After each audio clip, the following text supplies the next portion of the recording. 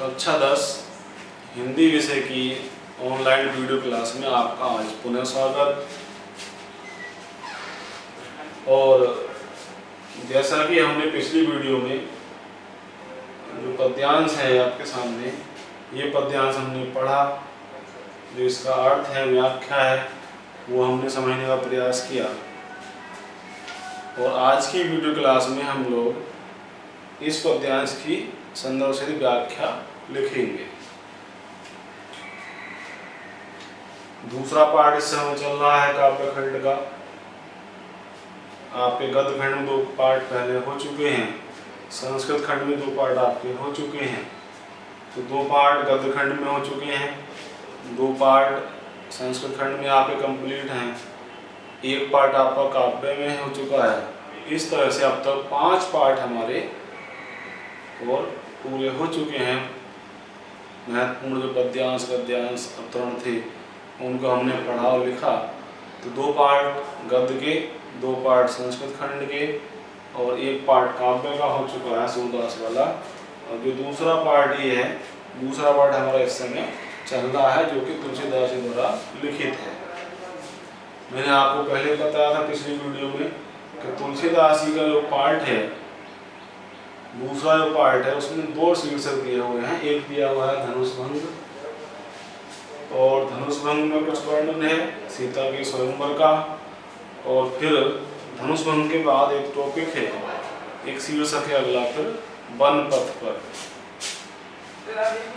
तो हमने पिछले वीडियो में ये पद्यांश पढ़ा।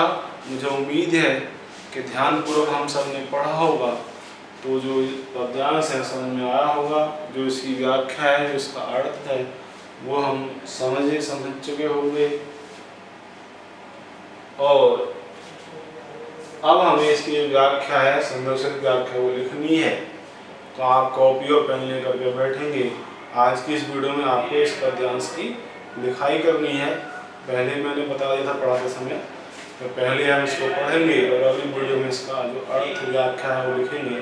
तो आज की वीडियो में हमें इस पढ़े हुए पद्यांश की संदर्भ से व्याख्या लिखनी है। ठीक, तो आप लिखेंगे पाठ 2 धनुष भंग। पाठ 2 धनुष भंग। ठीक, तो अब आप लिखेंगे संकेत। जो पद्यांश हमारा है, इस पूरे पद्यांश का आप संकेत लिखेंगे। संकेत, संकेत जैसा आप लिखते हैं कि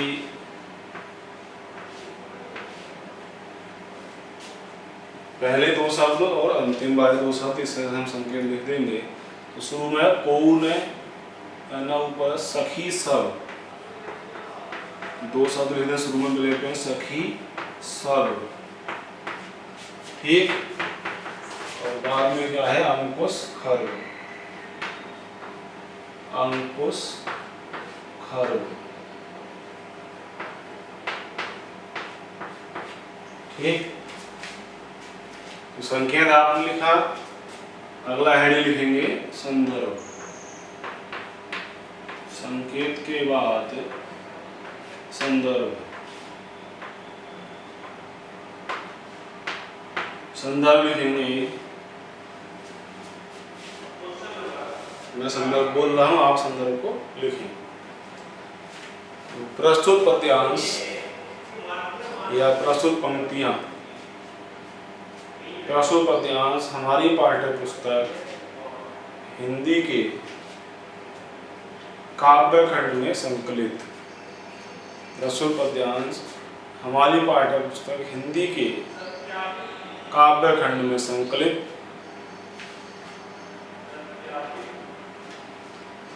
काव्य खंड काले पेन से लिखना है आपको, अंडरलाइन करेंगे। काव्य खंड में संकलित पाठ पर हम लिखेंगे धनुष भंग। काले पेन से लिखना है धनुष भंग, सही, कोमा लगा देंगे, अंडरलाइन कर देंगे। प्रस्तुत पद्यांश हमारी पाठ्य पुस्तक हिंदी की काव्य खंड में संकलित धनुष भंग नामक पाठ से अवतरित है।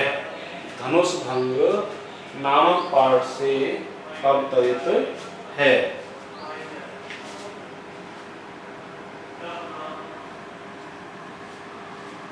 इसके रचयिता गोस्वामी तुलसीदास जी हैं। तो रचयिता शब्द गलत ना हो आपसे, रचयिता ठीक लिखना है बिल्कुल।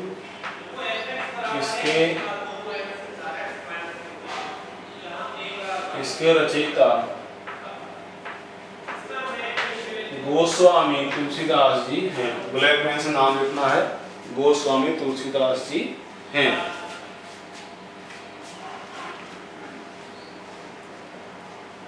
चलिए संदर्भ के बाद हेडिंग डाल देंगे प्रसंग, एक लाइन छोड़ डाले हेडिंग प्रसंग। संदर्भ में काव्यखंड, धनुषभंग, गोस्वामी तुलसीदास, ये जो शब्द हैं ब्लैक पेन से लिखने हैं, अंडरलाइन करने हैं। प्रसंग लिखेंगे प्रस्तुत पंक्तियों में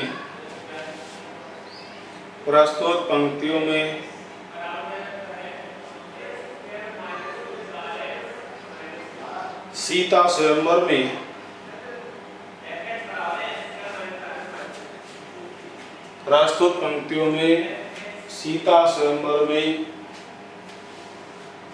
धनुष भंग के शुभ अवसर पर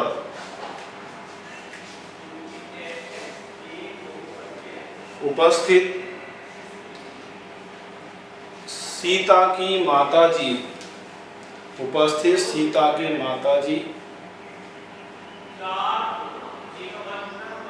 के मन की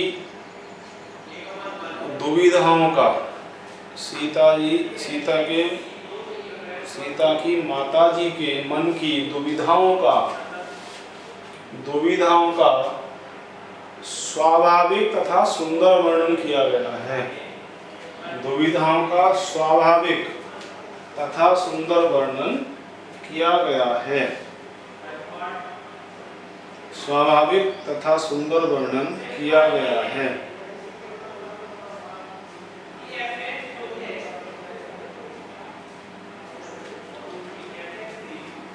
हेडिंग लिखेंगे व्याख्या, एक लाइन छोड़कर डाल देंगे हेडिंग व्याख्या। व्याख्या लिखेंगे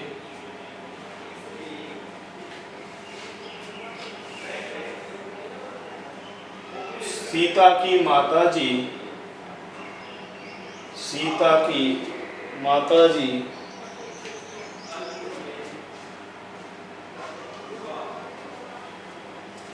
अपनी सखियों को पास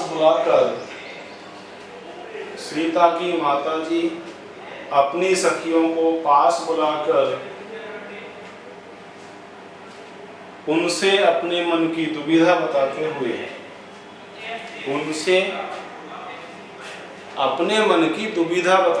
कहती हैं कि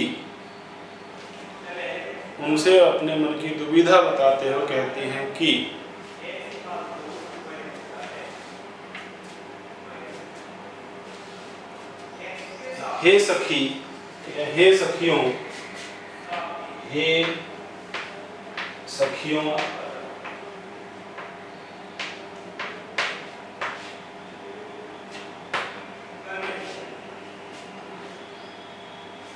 या जो मुख्य सखी है उनसे वो कहते हैं सखी लिख देंगे खाली, तो हे सखी और ये लिख करके इस पर चिन्ह लगाना है संबोधन का। ये कहती हैं कि हे सखी,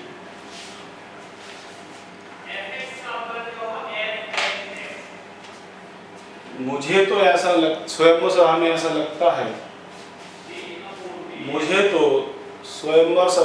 लगता है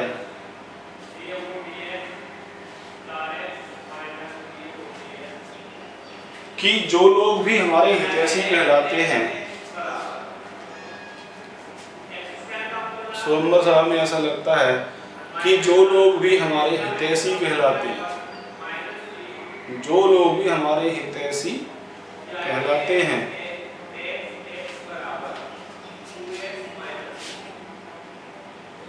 वे सब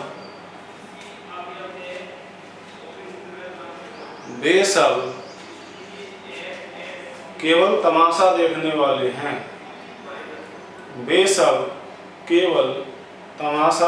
वाले हैं।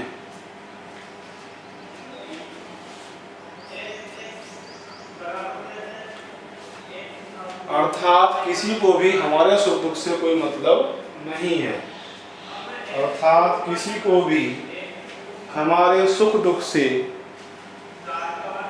कोई मतलब नहीं है।